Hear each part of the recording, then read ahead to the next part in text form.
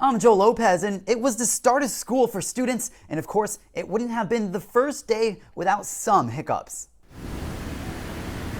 Thursday was the first day of school for Indian River, Martin, Okeechobee, Palm Beach, and St. Lucie counties. Traffic patterns were actually pretty good this year, and the drop-off was pretty smooth. For one St. Lucie County mother with 6 children, is the excitement for the kindergartner now just as big as it was for the one in college? It is. He didn't even want pictures.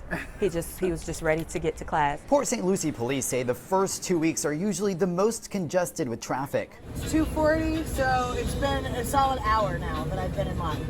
As far as buses, St. Lucie schools say they're making adjustments to maximize route efficiency. Staffing was the biggest concern for some districts. Martin County says they have 50 teacher vacancies. Okeechobee County says they need 36 more teachers, and Indian River County says they have 13 open positions, but that every classroom has a teacher. Any adjustments? For day 2? For day 2?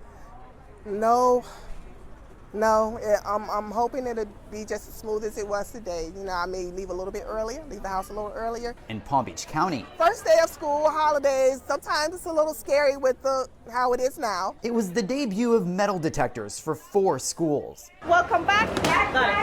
District officials say that the items setting off the sensors the most were bottles of perfume with metal tops and a backpack with a built-in radio. First day's gone really well. I think all the hard work of our team over the summer is paying off.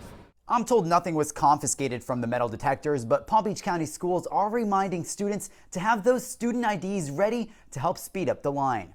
I'm Joel Lopez reporting.